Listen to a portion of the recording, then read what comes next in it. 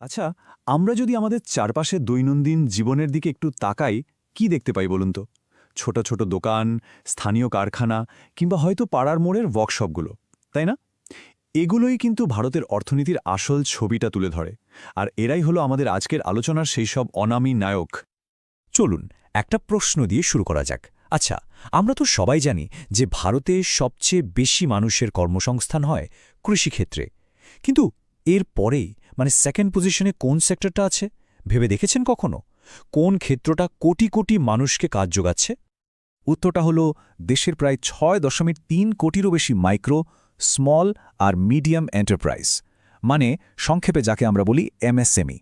হ্যাঁ, এরাই হলো ভারতের অর্থনীতির আসল মেরুদণ্ড, আমাদের সেই অনামী নায়কেরা। তো এই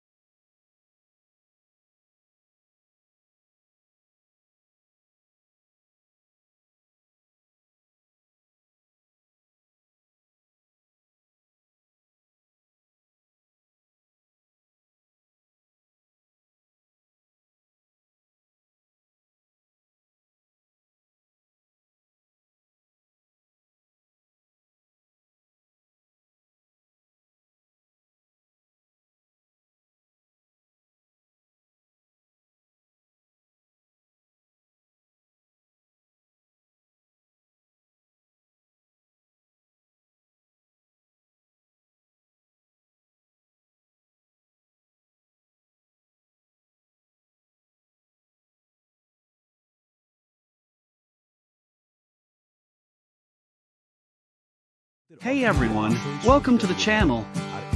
Today, we're diving into the world of India's micro, small, and medium enterprises, or MSMEs. They're often called the unsung heroes of the Indian economy, and we're going to see why. We'll explore their impact and the support they receive. So, how does the government help these crucial businesses? Well, there are several initiatives like CGTMSE, which helps with credit guarantees. Then there's Stand Up India, encouraging entrepreneurship, and PMEG, focusing on employment generation. These schemes are designed to give MSMEs a boost. Let's talk numbers.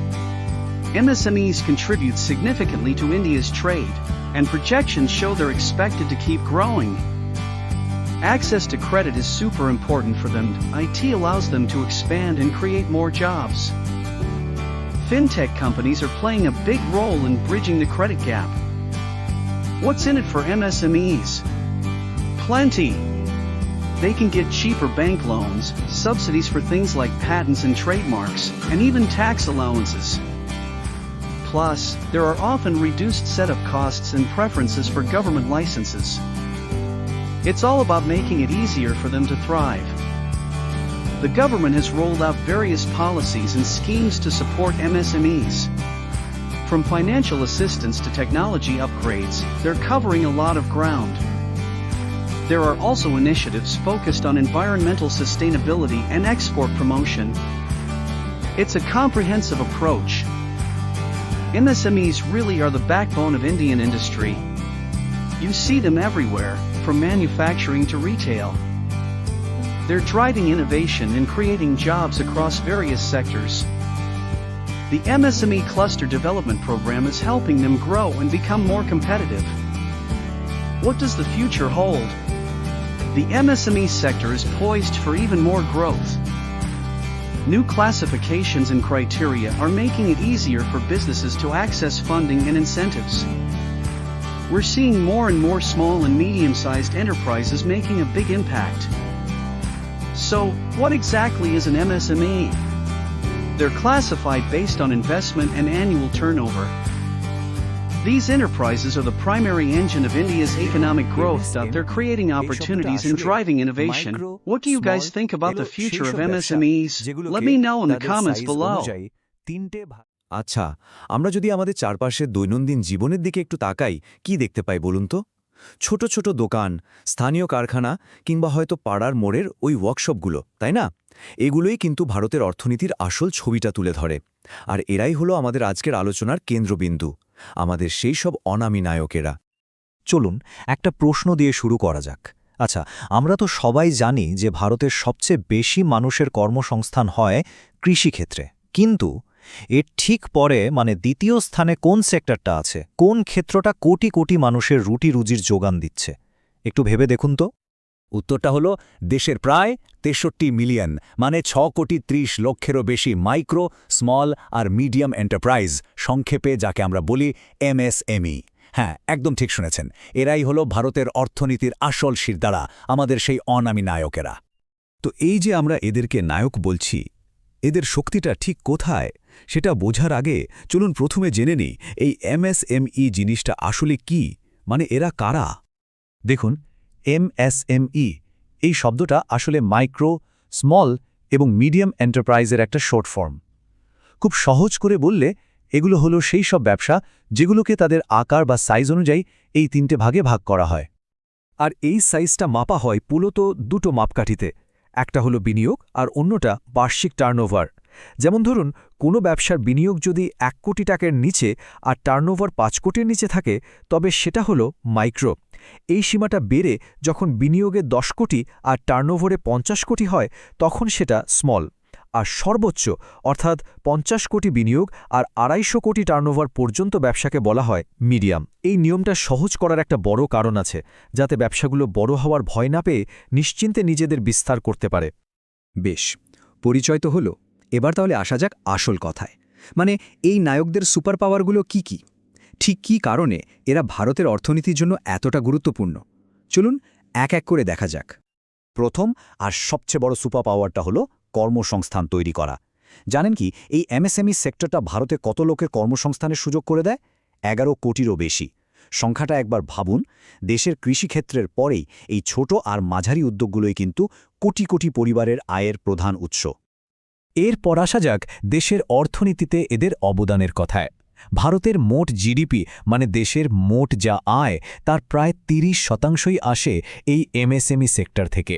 অর্থাৎ দেশের অর্থনীতির প্রায় 1/3 এদের কাঁধে ভর করে চলে। এটা কিন্তু বিশাল একটা ব্যাপার, তাই না? আর শুধু দেশের ভেতরেই নয়, বিদেশের বাজারেও এদের দারুণ দাপট। ভারত থেকে মোট যা রপ্তানি হয় তার প্রায় 45% আসে এই MSMEগুলোর হাত ধরে। ভাবা যায়, আমরা যে গর্ব করে বলি মেড ইন ইন্ডিয়া, সেই ট্যাগলাইনটাকে বিশ্বের দরবারে পৌঁছে দেওয়ার আসল কারিগর কিন্তু এরাই।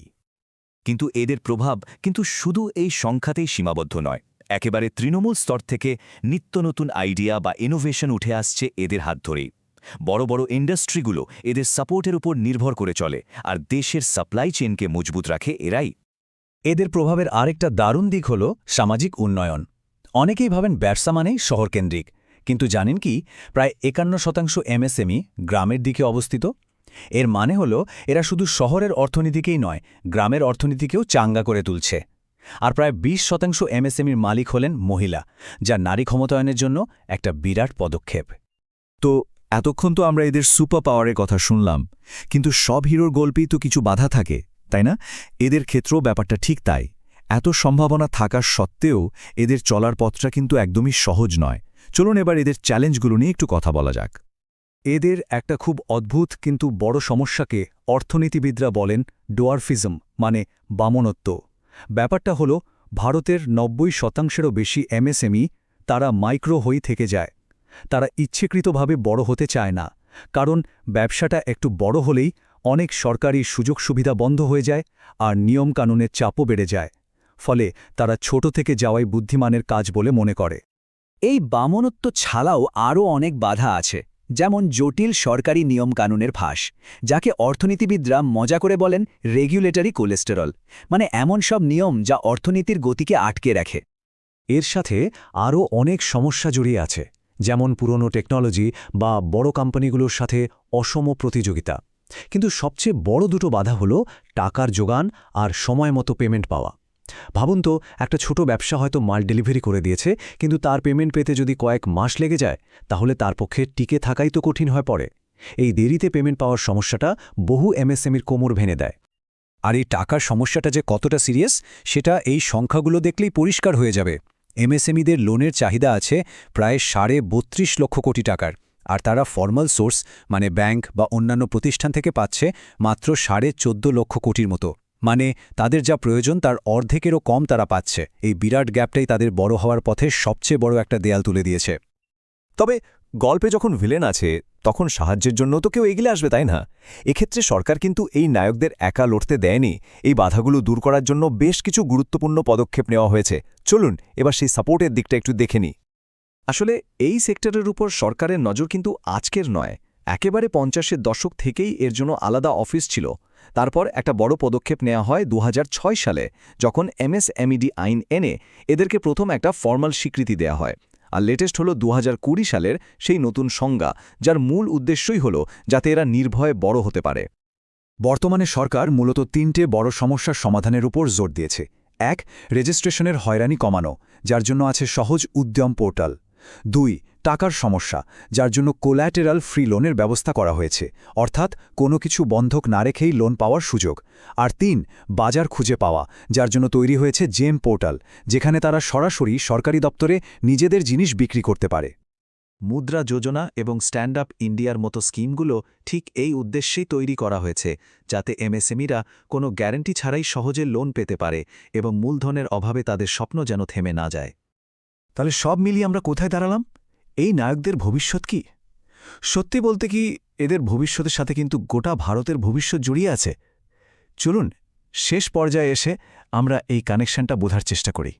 ভারত যে বড় বড় স্বপ্নগুলো দেখছে, যেমন $5 ট্রিলিয়ন অর্থনীতি হওয়া বা আত্মনির্ভর ভারত গড়ে তোলা, এই সবগুলোর রাস্তা কিন্তু এই এমএসএমই সেক্টরের মধ্যে দিয়েই যায়। এদেরকে যদি আমরা বড় হওয়ার সুযোগ করে না দিই, তাদের সমস্যাগুলোর সমাধান না করি, তাহলে ওই বড় লক্ষ্যগুলোতে পৌঁছানো কিন্তু প্রায় অসম্ভব। কাজেই শেষ প্রশ্নটা কিন্তু এটাই, এই যে কোটি কোটি ছোট ব্যবসা, যাদের মধ্যে লুকিয়ে আছে বিশাল স্বপ্ন আর সম্ভাবনা, ভারত কি পারবে তাদের সেই আসল পোটেনশিয়ালটাকে আনলক করতে? পারবে কি এদের শক্তিকে কাজে লাগিয়ে নিজের ভবিষ্যৎকে আরও মজবুত করতে? উত্তরটা কিন্তু কোনো একজনের হাতে নেই, এটা নির্ভর করছে আমাদের সকলের সম্মিলিত প্রচেষ্টার উপর।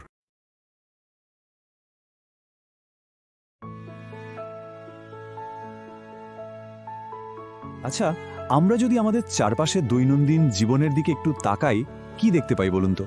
ছোট ছোট দোকান, স্থানীয় কারখানা কিংবা হয়তো পাড়ার মোড়ের ওয়ার্কশপগুলো, তাই না? এগুলোই কিন্তু ভারতের অর্থনীতির আসল ছবিটা তুলে ধরে। আর এরাই হলো আমাদের আজকের আলোচনার সেই সব অনামী নায়ক। চলুন একটা প্রশ্ন দিয়ে শুরু করা যাক। আচ্ছা, আমরা তো সবাই জানি যে ভারতে সবচেয়ে বেশি মানুষের কর্মসংস্থান হয় কৃষিক্ষেত্রে, কিন্তু এর পরেই মানে সেকেন্ড পজিশনে কোন সেক্টরটা আছে ভেবে দেখেছেন কখনো? কোন ক্ষেত্রটা কোটি কোটি মানুষকে কাজ যোগাচ্ছে? উত্তরটা হলো দেশের প্রায় 6.3 কোটিরও বেশি মাইক্রো, স্মল আর মিডিয়াম এন্টারপ্রাইজ, মানে সংক্ষেপে যাকে আমরা বলি এমএসএমই। হ্যাঁ, এরাই হলো ভারতের অর্থনীতির আসল মেরুদণ্ড, আমাদের সেই অনামী নায়কেরা।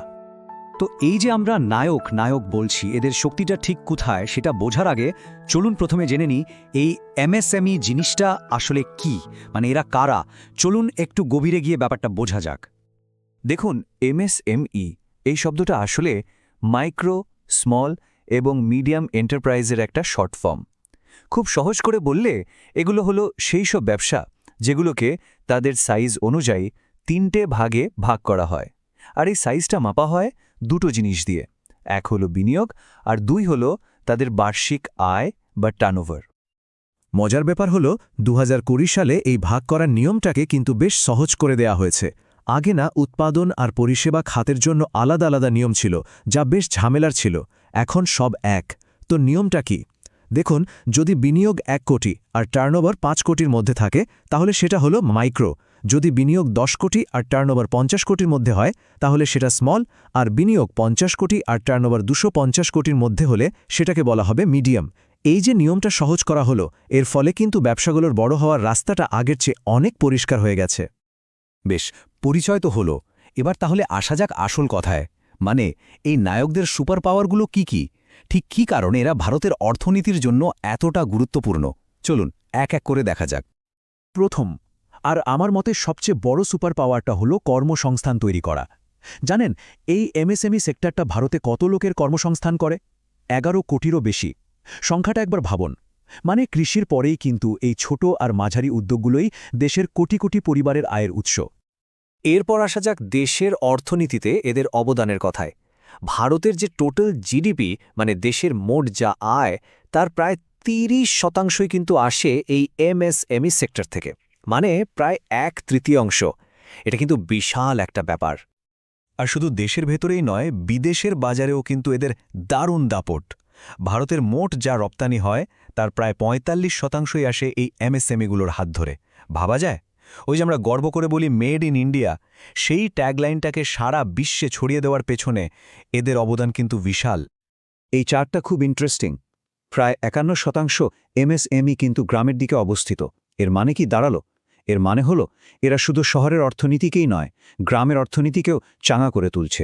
আর এর একটা বড় সুফল হলো কাজের জন্য মানুষকে আর গ্রাম ছেড়ে শহরে ছুটে আসতে হয় না, ফলে একটা আঞ্চলিক ভারসাম্য তৈরি হয়। সুপার পাওয়ারের তালিকা কিন্তু এখানেই শেষ হচ্ছে না, আরও আছে। যেমন ধরুন, প্রায় 20% এমএসএমইর মালিক হলেন মহিলা, যা নারী ক্ষমতায়নের জন্য একটা বিরাট ব্যাপার।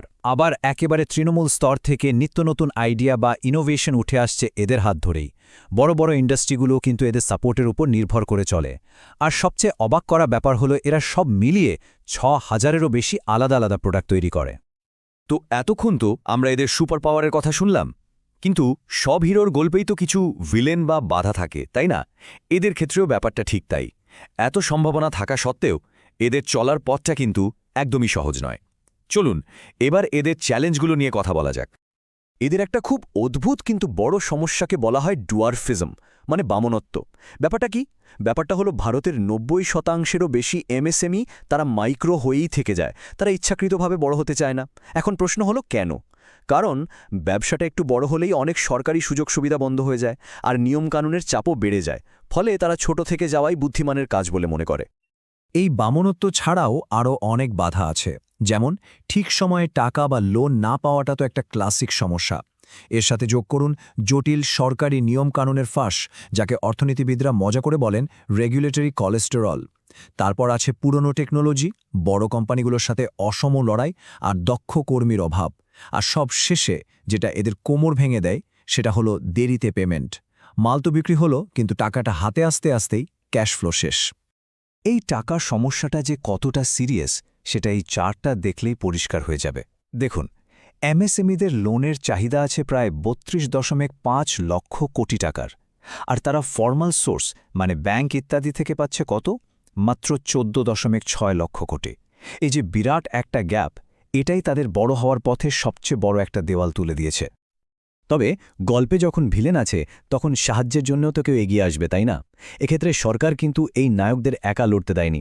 এই বাধাগুলো দূর করার জন্য বেশ কিছু গুরুত্বপূর্ণ পদক্ষেপ নেওয়া হয়েছে। চলুন এবার সেই সাপোর্টের দিকটা একটু দেখে নিই। আসলে এই সেক্টরের উপর সরকারের নজর কিন্তু আজকের নয়, অনেক দিনের। একেবারে 50-এর দশক থেকেই এর জন্য আলাদা অফিস ছিল।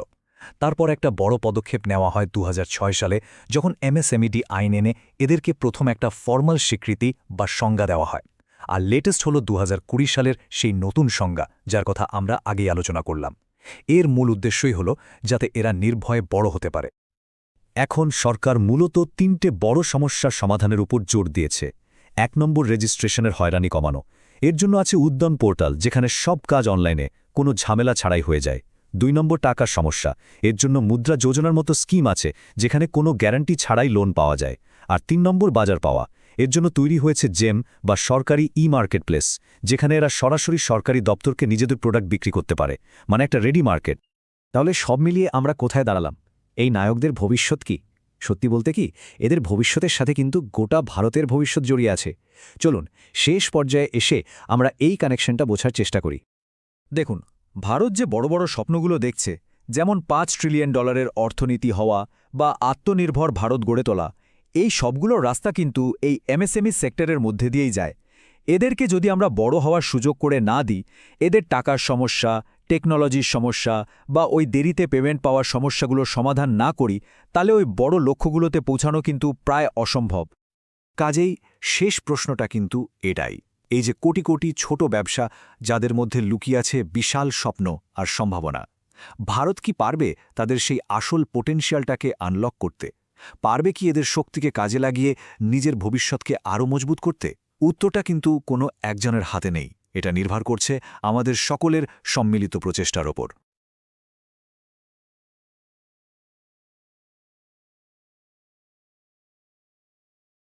আচ্ছা, আমরা যদি আমাদের চারপাশে দৈনন্দিন জীবনের দিকে একটু তাকাই, কি দেখতে পাই বলুন তো? ছোট ছোট দোকান, স্থানীয় কারখানা কিংবা হয়তো পাড়ার মোড়ের ওয়ার্কশপগুলো, তাই না? এগুলোই কিন্তু ভারতের অর্থনীতির আসল ছবিটা তুলে ধরে। আর এরাই হলো আমাদের আজকের আলোচনার সেই সব অনামী নায়ক। চলুন একটা প্রশ্ন দিয়ে শুরু করা যাক। আচ্ছা, আমরা তো সবাই জানি যে ভারতে সবচেয়ে বেশি মানুষের কর্মসংস্থান হয় কৃষিক্ষেত্রে। কিন্তু এর পরেই সেকেন্ড পজিশনে কোন সেক্টরটা আছে ভেবে দেখেছেন কখনো? কোন ক্ষেত্রটা কোটি কোটি মানুষকে কাজ যোগাচ্ছে? উত্তরটা হলো দেশের প্রায় ৬.৩ কোটিরও বেশি মাইক্রো, স্মল আর মিডিয়াম এন্টারপ্রাইজ, মানে সংক্ষেপে যাকে আমরা বলি এমএসএমই। হ্যাঁ, এরাই হলো ভারতের অর্থনীতির আসল মেরুদণ্ড, আমাদের সেই অনামী নায়কেরা। তো এই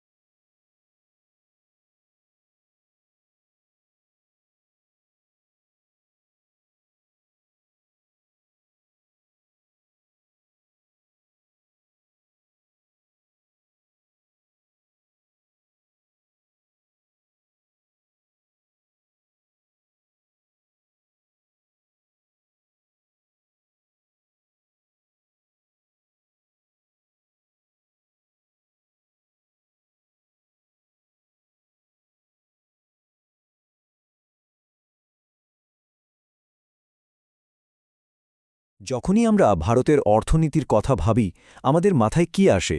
বড় বড় কোম্পানি, শেয়ার বাজার, তাই না? কিন্তু আসল শক্তিটা লুকিয়ে আছে লক্ষ লক্ষ ছোট ব্যবসায়, যা হয়তো আমাদের চোখের আড়ালে থেকেই দেশের অর্থনীতির চাকাকে সচল রেখেছে। এরাই হল এমএসএমই। আসুন আজ ভারতের এই আসল অর্থনৈতিক ইঞ্জিনের ক্ষমতাটা একটু কাছ থেকে দেখা যাক। ৪৫%। হ্যাঁ, একদম ঠিক দেখছেন। ২০২৩ সালে ভারতের মোট জিডিপির প্রায় অর্ধেকটাই এসেছে এই এমএসএমই সেক্টর থেকে। ভাবা যায়, এই একটা সংখ্যাই বুঝিয়ে দেওয়ার জন্য যথেষ্ট যে এই ছোট ব্যবসাগুলো দেশের অর্থনীতির জন্য ঠিক কতটা জরুরি। এটা কিন্তু শুধু একটা নম্বর না, এর পেছনে আছে কোটি কোটি মানুষের স্বপ্ন আর অক্লান্ত পরিশ্রম। শুধু জিডিপি নয়, ভাবুন তো চাকরির বাজারের কথা। এই সেক্টরটা একটা বিশাল কাজের সুযোগ তৈরি করে, বিশেষ করে গ্রামের দিকে, যেখানে প্রায় ৭৫% কর্মী আর দেশের ১০% যুবক যুবতী তাদের রুটিরুজি পায় এখান থেকেই। ম্যানুফ্যাকচারিং থেকে শুরু করে সার্ভিস বা হস্তশিল্প, দেশের কোনায় কোনায় উন্নয়নের চাকাটা কিন্তু এরাই ঘোরাচ্ছে। আচ্ছা, আমরা যে এমএসএমই বলছি, এটা আসলে কি? পুরো নামটা হলো মাইক্রো, স্মল আর মিডিয়াম এন্টারপ্রাইজ, মানে খুব ছোট ছোট আর মাঝারি ব্যবসা। তো কোন ব্যবসাটা কোন ক্যাটাগরিতে পড়বে সেটা ঠিক করা হয় মূলত দুটো জিনিস দেখে: ব্যবসায় কত টাকা বিনিয়োগ করা হয়েছে আর বছরে কত টাকার বিক্রি বাট্টা হচ্ছে। ম্যানুফ্যাকচারিং আর সার্ভিস সেক্টরের জন্য এই হিসেবটা আবার একটু আলাদা। আর ভাববেন না যে এই ছোট ব্যবসাগুলোর দৌড় শুধু দেশের মধ্যেই সীমাবদ্ধ। একদম না। গ্রামের কোনো কারিগরের হাতে বানানো একটা সুন্দর জিনিস থেকে শুরু করে আধুনিক টেক প্রোডাক্ট, সবই কিন্তু আজ পাড়ি দিচ্ছে বিদেশে। আর জানেন কি, ভারতের মোট যা রপ্তানি হয় তার প্রায় ৪৮% আসে এই এমএসএমই সেক্টর থেকে। ভাবুন একবার, কি বিশাল ব্যাপার। কিন্তু এত শক্তিশালী একটা ইঞ্জিন হওয়া সত্ত্বেও এর রাস্তায় কিন্তু কাটা কম নেই। চলুন এবার সেই বাধাগুলোর কথাই শোনা যাক যেগুলো এই সেক্টরকে পুরো স্পিডে ছুটতে দিচ্ছে না। তাহলে প্রশ্নটা খুবই সহজ, দেশের অর্থনীতির জন্য এতটা জরুরি হওয়া সত্ত্বেও এই ব্যবসাগুলো কেন এগোতে গিয়ে প্রায়ই আটকে যায়? আসল সমস্যাগুলো কোথায়? বিশেষজ্ঞরা একটা বড় সমস্যাকে বলেন ডুয়ারফিজম, মানে বামনত্ব। ব্যাপারটা ঠিক একটা গাছের মতো, যেটা চারা থেকে আর বড়ই হতে পারল না। কেন? কারণ টাকার অভাব, বাজারে ঢোকার সুযোগের অভাব, আর তার উপরে রয়েছে হাজারো সরকারি নিয়মের ফাঁস। এই সব কিছুর চাপে পড়ে অনেক ছোট ব্যবসা আর বড় হওয়ার স্বপ্নই দেখতে পারে না। আরেকটা বড় সমস্যা হলো টেকনোলজি। অনেক ছোট ব্যবসায়ী এখনও সেই মানধাতার আমলের মেশিনপত্র দিয়ে কাজ চালায়। এতে কি হয়? প্রোডাকশন কমে যায়, কোয়ালিটি ভালো হয় না, আর এর ফলে দেশ বিদেশের বাজারে বড় বড় কোম্পানিগুলোর সাথে প্রতিযোগিতায় তার আর পেরে ওঠে না। আর সবথেকে বড়, সবথেকে কঠিন বাধাটা হলো টাকা, ফাইন্যান্স। যখন দরকার তখন টাকা না পাওয়া বা পেলেও প্রয়োজনের তুলনায় অনেক কম পাওয়া, এটা এমএসএমইগুলোর একটা রোজকার সমস্যা। আর টাকার এই অভাবটাই তাদের নতুন কিছু করার, ব্যবসাকে বড় করার বা অনেক সময় শুধু টিকে থাকার পথেই সবচেয়ে বড় দেয়াল হয়ে দাঁড়ায়। কিন্তু তার মানে এই নয় যে সব অন্ধকার। এই চ্যালেঞ্জগুলোর মোকাবেলা করতে সরকার এবং প্রাইভেট সেক্টর দুদিক থেকে কিন্তু বেশ কিছু ভালো উদ্যোগ নেওয়া হচ্ছে। চলুন এবার সেই আশার আলোটা দেখা যাক। সরকার একটা মাল্টি অ্যাঙ্গেল অ্যাপ্রোচ নিয়েছে, মানে শুধু একটা দিক নয়, সব দিক থেকে সমস্যা সমাধানের চেষ্টা চলছে। একদিকে যেমন টাকা পয়সার যোগান দেওয়া হচ্ছে, তেমনি টেকনোলজি আপগ্রেড করতে সাহায্য করা হচ্ছে, বিদেশে জিনিস পাঠাতে উৎসাহ দেওয়া হচ্ছে, আর কর্মীদের ট্রেনিং দিয়ে আরও দক্ষ করে তোলা হচ্ছে। মানে সমস্যার একেবারে রুট লেভেলে কাজ করা হচ্ছে। সরকারের বেশ কিছু স্কিম কিন্তু দারুণ কাজ করছে। যেমন ধরুন উদ্যোগ আধার। আগে যেখানে রেজিস্ট্রেশন করতেই জুতোর শুকতলা ক্ষয়ে যেত, এখন সেটা একদম সহজ। আবার কারো মাথায় যদি নতুন কোনো বিজনেস আইডিয়া থাকে, সেটাকে সত্যি করতে সাহায্য করছে ইনকিউবেশন স্কিম। শুধু তাই নয়, জিনিসের কোয়ালিটি যাতে বিশ্বমানের হয় তার জন্য আছে জিরো ডিফেক্ট স্কিম। আর পুরনো মেশিন পাল্টে নতুন কেনার জন্য ভর্তুকি দিতে রয়েছে ক্যাপিটাল সাবসিডি স্কিম। আর এখন তো আর একটা দারুণ ব্যাপার ঘটছে, সেটা হলো ফিনটেক কোম্পানিগুলোর আগমন, মানে ফিনান্সিয়াল টেকনোলজি। এরা টেকনোলজিকে কাজে লাগিয়ে লোন পাওয়ার পুরো ব্যাপারটাকে বদলে দিয়েছে। এখন লোন পাওয়াটা অনেক সহজ আর অনেক ফাস্ট। এরা ব্যবসার দরকার বুঝে আলাদা আলাদা লোনের অফার দিচ্ছে, এমনকি রোজগারে ক্যাশ ফ্লো দেখেও লোন দিয়ে দিচ্ছে। এটা এমএসএমইগুলোর জন্য একটা গেম চেঞ্জার বলা যেতে পারে। তো এই সব সরকারি আর প্রাইভেট উদ্যোগ মিলিয়ে মিশিয়ে একটা বেশ ভালো সাপোর্টিভ সিস্টেম তৈরি হচ্ছে। এর ফলে কি হচ্ছে? এমএসএমইগুলো এখন কম সুদে লোন পাচ্ছে, ব্যবসা শুরু করার খরচ কমছে, সরকারি কাজে অগ্রাধিকার পাচ্ছে, এমনকি ট্যাক্সেও ছাড় পাচ্ছে। সব মিলিয়ে বেড়ে ওঠার জন্য একটা ভালো পরিবেশ তৈরি হচ্ছে। এত সব চ্যালেঞ্জের কথা শোনার পর মনে হতে পারে ভবিষ্যৎ হয়তো অন্ধকার, কিন্তু একদমই তা নয়। ডেটা কিন্তু অন্য কথা বলছে। চলুন দেখি আগামী দিনগুলো এই সেক্টরের জন্য কি নিয়ে আসছে। দেখুন, ভবিষ্যতের ছবিটা কিন্তু বেশ পজিটিভ। 2024 সালের গ্রোথ নিয়ে যদি দেখা যায়, ম্যানুফ্যাকচারিং হোক, রিটেল হোক বা সার্ভিস সেক্টর, সব জায়গাতেই কিন্তু বেশিরভাগ এমএসএমই মালিকেরা তাদের ব্যবসা নিয়ে খুব আশাবাদী। আর এই কনফিডেন্সটাই কিন্তু অনেক বড় ব্যাপার। এটা বুঝিয়ে দেয় যে সেক্টরটা ঠিক দিকেই এগোচ্ছে। আর ব্যবসা বাড়া মানেই তো আরও নতুন চাকরি, তাই না? ডেটা বলছে প্রায় 44% এমএসএমই সামনের নতুন লোক নেওয়ার কথা ভাবছে। এটা দেশের জব মার্কেটের জন্য একটা অসাধারণ খবর। আর এটা আরও একবার প্রমাণ করে দেয় কেন আমরা শুরুতেই বলেছিলাম যে এই সেক্টরটাই হলো দেশের আসল জব ক্রিয়েশন ইঞ্জিন। সুতরাং সারমর্মটা কি দাঁড়ালো? এত বাধা বিপত্তি সত্ত্বেও ভারতের এমএসএমই সেক্টর কিন্তু থেমে নেই। তারা নতুন কিছু করার জন্য, ব্যবসাকে আরও বড় করার জন্য একদম তৈরি। শুধু দরকার একটু সঠিক সাপোর্ট আর সুযোগ। আর সেটা পেলে এই ছোট ছোট ব্যবসাগুলোই কিন্তু ভারতের অর্থনীতির আগামী দিনের সাফল্যের ইতিহাস লিখবে। তাহলে শেষ প্রশ্নটা এটাই, যখন দেশের লক্ষ লক্ষ ছোট ব্যবসা তাদের স্বপ্ন নিয়ে এগিয়ে যাওয়ার জন্য তৈরি, তখন আমরা সবাই মিলে কিভাবে তাদের চলার পথের কাঁটাগুলো সরিয়ে এই বিশাল ইঞ্জিনের পুরো শক্তিটাকে দেশের কাজে লাগাতে পারি? উত্তরটা কিন্তু আমাদের সকলের মিলিত চেষ্টার মধ্যেই লুকিয়ে আছে।